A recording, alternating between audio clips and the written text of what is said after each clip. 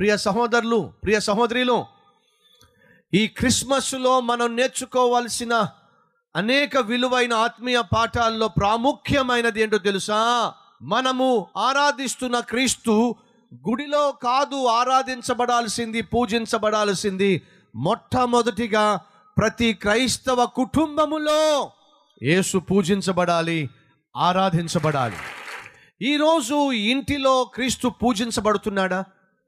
ఇంటిలో క్రీస్తు ఆరాధించబడుతున్నాడా? ఈరోజు నేను ప్రశ్నిస్తున్నా, నీ ఇంటిలో యేసు ఉన్నాడా? ఆ ఇంటిలో యేసు ఉన్నాడు గనుక ఏం జరిగింది? యేసు అక్కడ పూజించబడ్డాడు. నీ ఇంటిలో యేసు ఉంటే ఏం జరుగుతుంది? యేసు పూజించబడతాడు, యేసు ఘనపరచబడతాడు, యేసు మహిమపరచబడతాడు, ఆరాధించబడతాడు.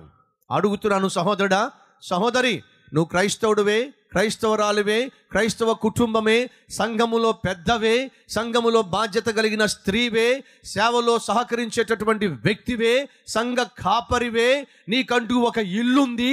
ఆ ఇంటిలో యేసు ఉన్నాడా? ప్రశ్న. ఒకవేళ నీ ఇంటిలో యేసు ఉన్నట్లయితే ఆ ఇంటిలో యేసును ఆరాధించేటటువంటి వాతావరణము ఉన్నదా? నీవు నిజమైన క్రైస్తవ కుటుంబము కలిగిన వ్యక్తివైతే నీ ఇంట్లో యేసు ఉంటాడు. ఆ ఇంట్లో యేసును ఆరాధించే అనుభవము ఆ కుటుంబం కలిగి ఉంటుంది. ఈరోజు నీ ఇంటిలో యేసును ఆరాధించే వాతావరణము లేదంటే, యేసును పూజించే, యేసును కీర్తించే కుటుంబ ప్రార్థన లేదంటే, బహుశా నీ ఇంటిలో యేసుకే స్థానము లేదేమో. నీ ఇంటి పైన నక్షత్రానికి స్థానం ఉంది, నీ ఇంటి గోడలకు సున్నానికి స్థానం ఉంది, నీ ఇంటి లోపట క్రిస్మస్ ట్రీకి స్థానం ఉంది, నీ వంటగదిలో చికెన్ ముక్కలకు స్థానం ఉంది క్రిస్మస్ వచ్చినప్పుడు. మరి నీ ఇంట్లో క్రీస్తుకు స్థానం ఉందా? ఒకరోజు ఒక తల్లి తన స్నేహితురాలందరినీ కూడబెట్టుకొని, రండి రండి రండి, పార్టీకి రండి, పార్టీకి రండి, పార్టీకి రండి. ఏం పార్టీ? మా అబ్బాయి బర్త్డేకి పార్టీ ఇస్తాను రండి, పార్టీ ఇస్తాను రండి అని చెప్పి వాళ్ళందరినీ కూడా ఒక హోటల్కి తీసుకెళ్ళింది. ఆ హోటల్లో వారికి చెప్తుంది, ఏమని, మీకేం కావాలో ఆర్డర్ ఇవ్వండి. ఈరోజు నా కుమారుని యొక్క బర్త్డే సందర్భంగా మనం అందరం కూడా పార్టీ చేసుకుందాం. మీకేం కావాలో ఆర్డర్ ఇవ్వండి. చికెన్ 65 లేక చికెన్ 85, చికెన్ ఫ్రైయా, మటన్ ఫ్రైయా, ఫిష్ ఫ్రైయా, ఏం కావాలో ఆర్డర్ ఇవ్వండి.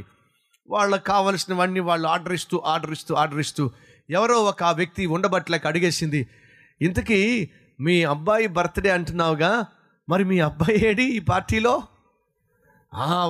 వాడు ఉంటే మనల్ని ఇంతగా ఆనందంగా ఉండిస్తాడా? వాడు మన మధ్య ఉంటే మనల్ని ప్రశాంతంగా తిన్నిస్తాడా? వాడు మన మధ్య ఉంటే ప్రశాంతంగా ఇవన్నీ ఆరగించనిస్తాడా? ఆనందించనిస్తాడా? సరే, ఏం చేశావు? వాడిని మా పక్కింటోళ్ళ ఇంట్లో పెట్టి, మీ పక్కింటోళ్ళ ఇంట్లో పెట్టి మనం అందరం కలిసి పార్టీ చేసుకోవాలని చెప్పి వచ్చా. సిగ్గులేని బతుకు. కొడుకు బర్త్డే అంట, ఈమెమో పార్టీ చేసుకుంటుందట. ఆ పార్టీలో కొడుక్కి స్థానమే ఉండదంట. క్రిస్మస్ అంట, క్రీస్తు బర్త్డే అంట, ఇంటి పైన స్టార్ అంట, ఇంటి లోపల బార్ అంట. పనికి మనోడా, నువ్వు క్రైస్తవుడివా? ఇంటి మీద స్టారు పెట్టి ఇంటి లోపల బారు పెడతావా? బారు పెట్టి క్రిస్మస్ సెలబ్రేషన్స్, తినుము, తాగుము, సుఖించుము. అవునా నాయనా? తిన్నగా వెళ్ళిపోతావు నరకానికి. జాగ్రత్త. క్రిస్మస్ అంటూ, క్రిస్మస్ పండుగ అంటూ కొత్త బట్టలు కట్టుకుంటూ, ఇంటికి సున్నాలు వేసుకుంటూ, ఇంటి పైన స్టారు పెట్టి, ఇంటి లోపల క్రిస్మస్ ట్రీ పెట్టి అద్భుతంగా మనం క్రిస్మస్ను సెలబ్రేట్ చేసుకుంటున్నాం. నిజమే. ఇంతకీ యేసుక్రీస్తును ఎక్కడ పెట్టావు? యేసుక్రీస్తుకు నీ కుటుంబంలో ఎక్కడ చోటిచ్చావు? యేసుక్రీస్తు ఈరోజు నీ క్రిస్మస్ పండుగలో, ఈ సందర్భంలో నీ ఇంటిలో, నీ ఒంటిలో క్రీస్తుకు చోటుందా? ఒక్కసారి ఆలోచించు. నీ ఇంటిలో క్రీస్తు లేకపోతే, నీలో క్రీస్తుకు స్థానం లేకపోతే, నువ్వు చేసుకునేది క్రిస్మస్ పండుగ కాదు, అది సైతాను పండుగ. క్రీస్తు లేని క్రిస్మస్ కానే కాదు.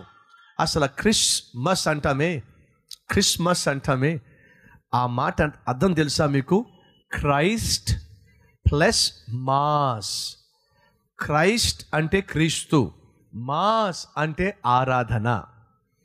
క్రిస్మస్ అంటే క్రీస్తును ఆరాధించటం.